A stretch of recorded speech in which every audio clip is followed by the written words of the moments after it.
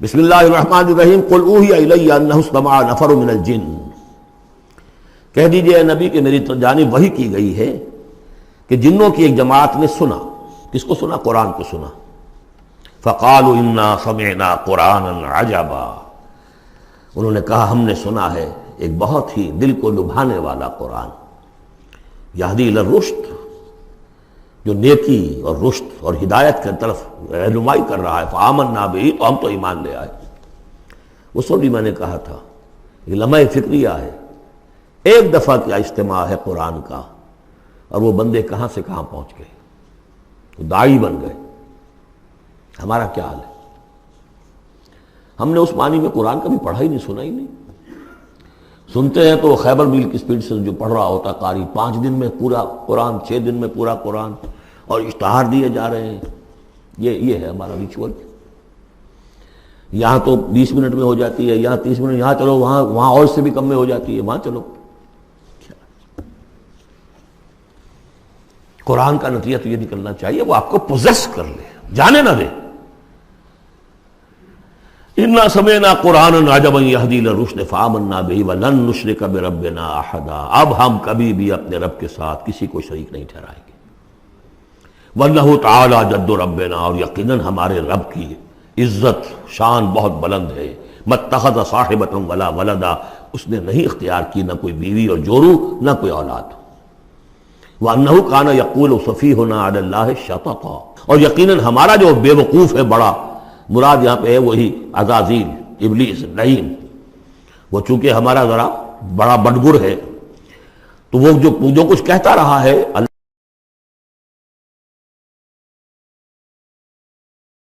وَأَنَّا ظَنَنَّا أَن لَّن تَقُولَ الْإِنسُ وَالْجِنُّ عَلَى اللَّهِ كَذِبًا، ہم تو اس گمان میں رہے، خوش گمانی میں، کہ جن اور انسان اللہ تعالیٰ کے اوپر جھوٹ نہیں باندھیں گے، لیکن وہ بدماش تو جھوٹ باندھتا رہا۔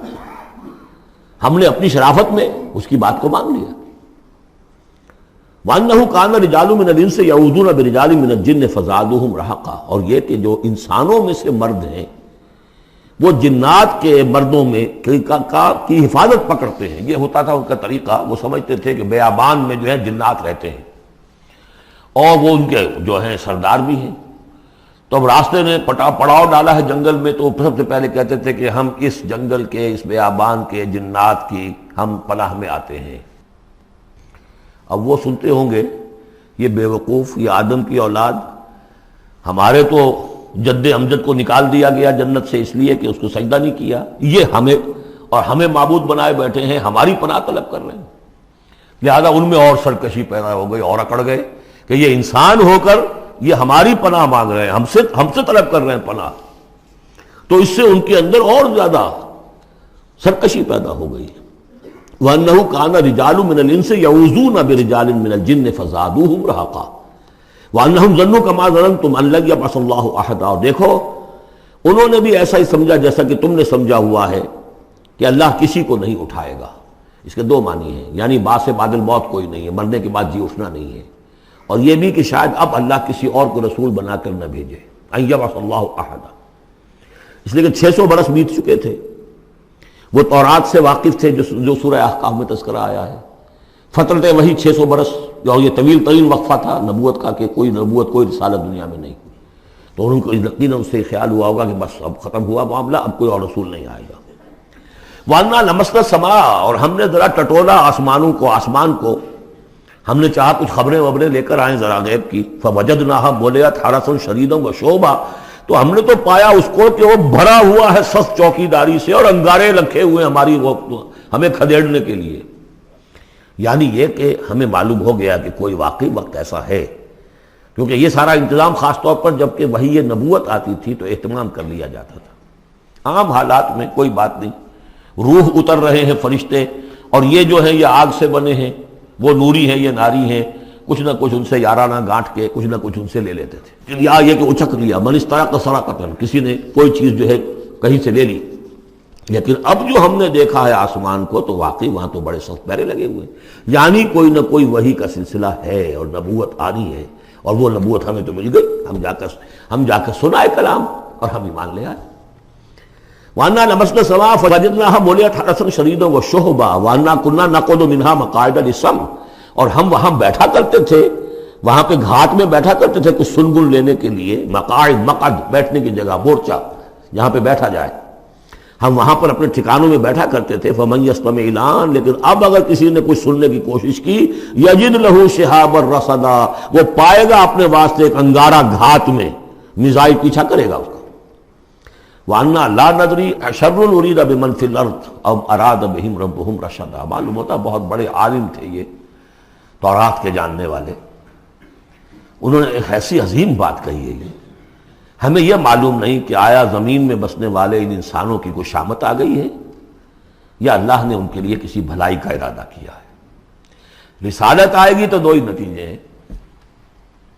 یا تو کوئی عذاب آنے والا ہے اب، اس لیے کہ وما كنا معذبین حتی نبعث رسولا، یا تو کوئی بہت بڑے پیمانے پر انسانوں کی شامت آنے والی ہے، جیسے قوم نوح، قوم ہود، قوم صالح کا حشر ہوا تھا، وہ ویسا ہی حشر ہونے والا ہے۔ اللہ لا نظری، ہم نہیں جانتے، اشر ارید بمن فی الارض، زمین والوں کے لیے کسی شر کا فیصلہ کیا گیا ہے، ام اراد بہم ربہم رشدا، یا ان کے لیے ان کے رب نے بھلائی کا، خیر کا ارادہ کیا ہے۔ ظاہر بات ہے نبوت اور رسالت محمدی خیر پر منتج ہوئی۔ وَأَنَّا مِنَّا الصَّالِحُونَ وَمِنَّا دُونَ ذَلِكَ، اور دیکھو ہمارے اندر نیک بھی ہیں، جنات نیک بھی رہے ہیں، اور دوسری طرح کے بھی ہیں، بد نہیں کہا، یہ ہے حکمت تبلیغ، بروں کو بھی برا نہ کہو، ہاں دوسری قسم کے بھی ہیں، نیک بھی ہے اور دوسری قسم کے بھی ہیں۔ کُنَّا طَرَائِقَ قِدَدًا، ہم تھے مختلف راستوں پر جو کہ ایک دوسرے سے پھٹے ہوئے تھے۔ یہ قددا جو آیا تھا نا، قدت قمیصہ، پھٹ جانا قمیص کا۔ وَأَنَّا ظَنَنَّا أَن لَّن نُعْجِزَ اللَّهَ فِي الْأَرْضِ وَلَن نُعْجِزَهُ هَرَبًا، اور ہم نے یہ جان لیا کہ ہم اللہ کو عاجز نہیں کر سکتے، ہرا نہیں سکتے، نہ زمین میں بھاگ کر، اور ہم کہیں بھاگ کر زمین میں اللہ کو شکست نہیں دے سکتے، اس کی پکڑ سے نکل نہیں سکتے۔ وَأَنَّا لَمَّا سَمِعْنَا الْهُدَىٰ آمَنَّا بِهِ، اور ہم نے تو جب وہ ہدایت سنی، الہدا سنا، اس کی استماع ہم نے کیا، ہم تو اس پر ایمان لے آئے۔ فَمَن يُؤْمِن بِرَبِّهِ فَلَا يَخَافُ بَخْسًا وَلَا رَهَقًا، تو جو کوئی بھی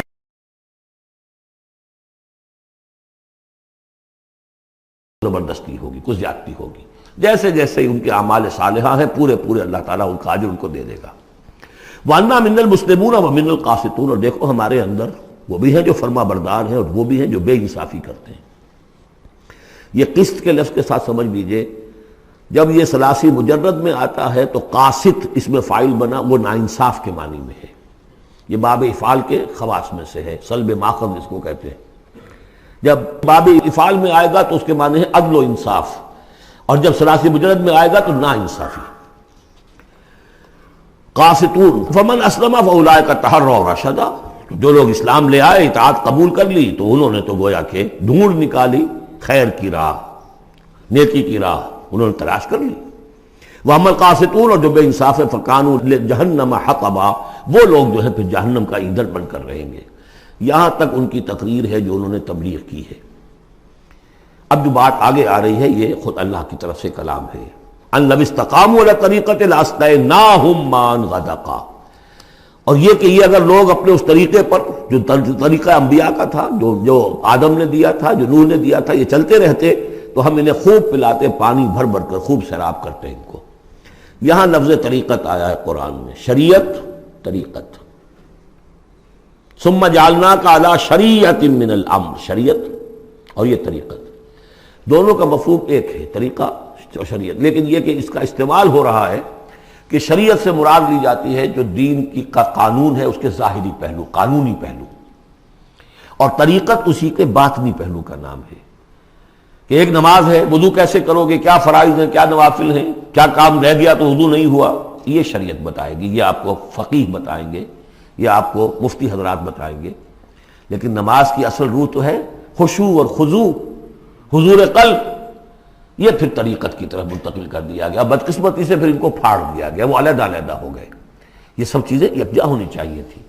اور جو ہمارے اولین صوفیاء ہیں وہ بہت بڑے عالم بھی تھے، ایسے نہیں تھے کہ صرف صوفی تھے، وہ بہت بڑے مفتی بھی ہوتے تھے، بلکہ اولین کیا، اس دور میں بھی جو میں نے آپ کو بتایا تھا کہ قاضی ثناء اللہ پانی پتی رحمۃ اللہ علیہ، وہ مفتی بھی ہیں، مفسر بھی ہیں، محدث بھی ہیں، اور بہت بڑے مرشد بھی ہیں، میرزا مظہر جانے جانا شہید کے خلیفہ ہیں، اور یہ سب شیخ احمد سرہندی رحمۃ اللہ علیہ کا جو سلسلہ ہے، سلسلہ مجددیہ نقشبندیہ، اس کے بزرگ ہیں۔ وہ ہے وہ جامع صفات لو. لنفتنہم فیہ، اور یہ بھی جو ہم کو پانی پلاتے اور سیراب کرتے، یہ بھی اس لیے تاکہ ان کو اور جانچے اور پرکھے اور امتحان لے. ایک امتحان غربت میں ہے، ایک امتحان کمنگری میں ہے، ایک امتحان فاقے میں ہو رہا ہے، ایک امتحان ہو رہا ہے کہ کثرت سے ہم نے دے رکھا ہے. ومن یعرض عن ذکر ربہ، اور جو کوئی بھی اعراض کرے گا اپنے رب کے ذکر سے، یسلک عذابا صعدا، تو وہ چلے گا، وہ ڈال دے گا اس کو چڑھتے عذاب میں اللہ تعالیٰ، ایسے عذاب میں صعدا جس کی شدت بڑھتی چلی جائے گی. وَأَنَّ الْمَسَاجِدَ لِلَّهِ فَلَا تَدْعُوا مَعَ اللَّهِ أَحَدًا، اور دیکھو مسجدیں اللہ کے لیے ہیں. مسجد سے مراد مسجد سجدے کی جگہ بھی ہے، اور مسجد سے مراد سجدے کے یہ اعضاء بھی ہیں. یہ پیشانی اور یہ ناک اور یہ ہاتھ اور یہ پاؤں، ایڑیاں، وہ پنجے، یہ سارے جو ہیں یہ سجدے کے جو جسم کے حصے ہیں. یہ مسجدیں بھی اور سجدے کی جگہ بھی للہ ہے، سب اللہ کی ملکیت ہے. فَلَا تَدْعُوا مَعَ اللَّهِ أَحَدًا، اللہ کے ساتھ کسی اور الہ کو مت پکارو. وَأَنَّهُ لَمَّا قَامَ عَبْدُ اللَّهِ يَدْعُوهُ كَانُوا يَكُونُونَ عَلَيْهِ لِبَدًا. اور یہ اب یہاں پھر قول آ گیا ہے انہی کا جنات کا کہ جب وہ عبداللہ کو ہم نے دیکھا وہ کھڑا تھا، وہ قرآن پڑھ رہا تھا، وہ نماز پڑھا رہا تھا. لما قام عبداللہ یدعوہ، اسے پکار رہا تھا اللہ کو، اللہ کا بندہ. کانوا یکونون علیہ لبدا، وہ تو ایسے ہو رہے تھے سننے والے گویا کہ اس کے اوپر ٹھٹ کے ٹھٹ جمع ہو جائیں گے وہاں پر، لیکن یہ کہ وہ ایمان نہیں لا رہے تھے.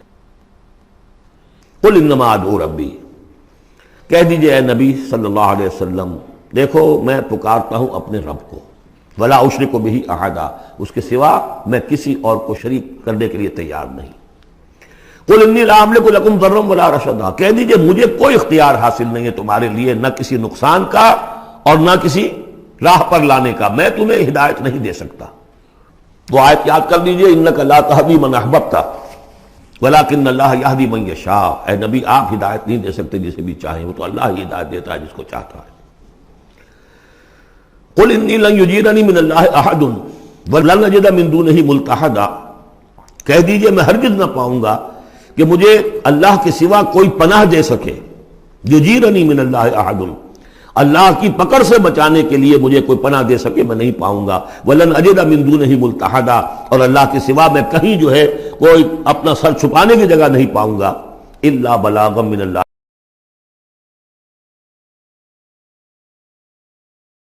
فریضہ سر انجام دوں. اگر میں نے یہ کام نہیں کیا تو میں پکڑا جاؤں گا. فَلَنَسْأَلَنَّ الَّذِينَ أُرْسِلَ إِلَيْهِمْ وَلَنَسْأَلَنَّ الْمُرْسَلِينَ، ہم تو پوچھ کر رہیں گے ان سے بھی جن کی طرف رسولوں کو بھیجا، اور پوچھ کر رہیں گے رسولوں سے بھی. وَمَنْ يَعْصِ اللَّهَ وَرَسُولَهُ، جو کوئی بھی اللہ اور اس کے رسول کی نافرمانی کرے گا، فَإِنَّ لَهُ نَارَ جَهَنَّمَ خَالِدِينَ فِيهَا أَبَدًا، تو اس کے لیے تو پھر جہنم کی آگ ہے جس میں وہ ہمیشہ ہمیشہ رہے گا. حتیٰ اذا رأوا ما یوعدون، یہاں تک کہ جب وہ دیکھیں گے جس چیز کی انہیں دھمکی دی جا رہی ہے. فَسَيَعْلَمُونَ مَنْ أَضْعَفُ نَاصِرًا وَأَقَلُّ عَدَدًا، اس وقت انہیں معلوم ہو جائے گا کون کمزور ہے مددگاروں کے اعتبار سے اور کون اقلیت میں ہے تعداد کے اعتبار سے. وہ تانے دیتے تھے نا کہ دیکھو محمد تمہارے پاس تو بیٹھے بھی ہوتے ہیں تو ہمارے کمی کاری بڑے لوور طبقات کے لوگ، اور وہ بھی چند ہوتے ہیں، دیکھو جا کے ابو جہل کی محفل بھری ہوئی ہے، بڑے بڑے لوگ بیٹھے ہوئے ہیں وہاں پر. اس وقت معلوم ہو جائے گا من اضعف ناصرا واقل عددا. یہ سورہ مریم میں بہت تفصیل سے یہ مضمون آیا ہے. قل ان ادری اقریب ما توعدون ام یجعل له ربی امدا، کہہ دیجئے نبی مجھے یہ معلوم نہیں ہے آیا جس چیز کا تم سے وعدہ کیا جا رہا ہے، جس چیز کی دھمکی دی جا رہی ہے. وعدہ اور وعید بنیاد ایک ہی ہے، اصل میں اصل الفاظ ایک ہی ہیں. وعید دھمکی، وعدہ لیکن حروف اصلی وہی ہے. آیا وہ قریب آ چکی ہے اسے، یا ام یجعل له ربی امدا، یا یہ کہ میرا رب اس کے لیے ابھی کچھ مہلت دے، کوئی تمہاری رسی دراز کرے، یہ میں نہیں جانتا. یہ سورہ انبیاء کے آخر میں بھی آیا تھا. قل ادری اقریب ام بعید ما توعدون، کہہ دیجئے نبی میں نہیں جانتا کہ جس چیز کا تم سے وعدہ کیا جا رہا ہے وہ قریب آ چکی ہے یا بھی دور ہے. عالم الغیب، وہی ہے غیب کا جاننے والا. فلا یظہر علی غیبہ احدا، وہ اپنے غیب پر کسی کو مطلع نہیں کرتا. الا من ارتضی من رسول، سوائے جس کو وہ چاہے اپنے رسولوں میں سے. یہ بہت اہم قانون ہے قرآن کا، اور اس میں سارا مسئلہ علم غیب کا حل ہوتا ہے. ایک بات تو یہ کہ ہمارے جو بھی بریلوی بھائی ہیں وہ بھی مانتے ہیں، 4 باتیں وہ مانتے ہیں. 3 میں نے ایک مرتبہ تحقیق کی تھی بڑی مفصل، جا کر بعد لوگوں سے ملاقات کی، ابھی میں طالب علم تھا. کہا دیکھیے ہم ثابت مانتے ہیں اس بات کو، نبی کا علم ذاتی نہیں عطائی ہے، اللہ نے جو دیا وہی ہے. نبی کا علم قدیم نہیں حادث ہے، پہلے نہیں تھا پھر ہو گیا، اللہ نے دے دیا تو ہو گیا. اور نبی کا علم غیر محدود نہیں محدود ہے. میں نے کہا یہ تین باتیں جو شخص مان لے میرا اس سے اب کوئی جھگڑا نہیں رہا. لیکن ہمارے ہاں کچھ لوگوں نے ایک ڈیفینیشن کر لی علم غیب کی. علم غیب وہ ہے جو بغیر کسی کے بتائے خود حاصل ہو جائے. اس اعتبار سے تو میرے پاس بھی علم غیب ہے نہیں، یعنی کسی کے پاس کوئی علم ہے ہی نہیں. ہمیں دیا اساتذہ نے دیا، حضور کو دیا اللہ نے دیا، جبریل کو دیا اللہ نے دیا. اس معنی میں تو ذاتی علم تو کوئی بھی نہیں مانتا کسی کا. علم تو دینے سے ہوتا ہے. البتہ علم غیب کسے کہتے ہیں؟ وہ چیزیں جو ہماری نگاہوں سے چھپا دی گئی ہیں، وہ عالم غیب ہے. جنت ہے، دوزخ ہے، فرشتے ہیں، یہ سب کیا ہے؟ عالم غیب.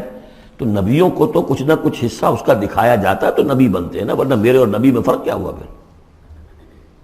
اگر میرا بھی علم وہی ہوتا ان السمع والبصر والفؤاد، تو میرے علم اور حضور کا بھی علم یہی ہوتا تو فرق کیا ہوا؟ حضور نے تو اس دوسرے علم کے اعتبار سے تو صاف کہہ دیا انتم عالم بامور دنیاکم. لیکن حضور کو معراج میں جنت دکھا دی، دوزخ دکھا دی. زمین پر رہتے ہوئے آپ نماز پڑھا رہے تھے، غالباً وہ جو کہ نماز پڑھائی جاتی ہے جبکہ بارش نہیں ہوتی، استسقاء کی نماز، اسی کے دوران اچانک ایک دفعہ آپ آگے بڑھے. لوگ حیران ہوئے کیا ہوا ہے، ایک دفعہ پیچھے ہٹے. لوگوں نے پوچھا بعد میں کہ حضور یہ نماز کا حصہ تھا، یعنی ہم بھی پھر استطاع کیا کریں اس نماز کے اندر؟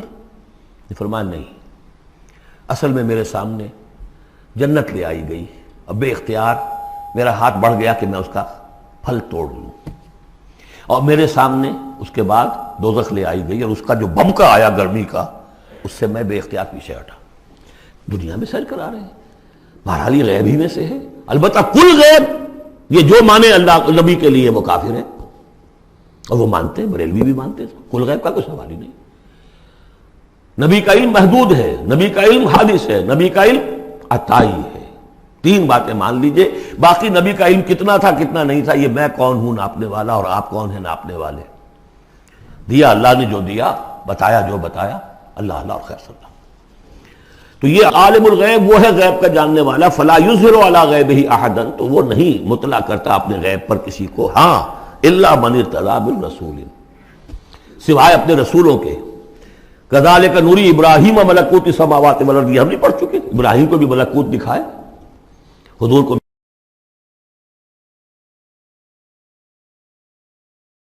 من بین یدیہ ومن خلفہ رصدا، جس کو رسول بناتا ہے، غیب کی خبریں دیتا ہے، پھر اس کے آگے اور پیچھے وہ اپنے باڈی گارڈ رکھتا ہے، چوکیدار رکھتا ہے.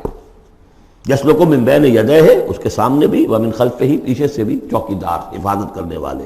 لیعلم ان قد ابلغوا رسالات ربہم، تاکہ یہ بات بالکل واضح ہو جائے کہ انہوں نے واقعتاً اپنے رب کے پیغامات پہنچانے کا حق ادا کر دیا. جیسا کہ حضور نے پوچھ کر جواب لیا تھا، انا نشہد انک قد بلغت الرسالۃ وادیت الامانۃ وکشفت الغمۃ ونصحت الامۃ، ہم گواہ ہیں حضور. واحاط بما لدیہم، اور اللہ تعالیٰ جو کچھ ان کے پاس ہے سامنے سب کا احاطہ کیے ہوئے ہے. واحصا کل شیء عددا، اور ہر شے کی اس کی جو انوینٹری ہے وہ بڑی مکمل ہے، کوئی چیز وہاں سے غائب ہونے والی نہیں ہے. ہر ایک کا عدد کے ساتھ حساب کتاب کا اسے رکھا ہوا ہے.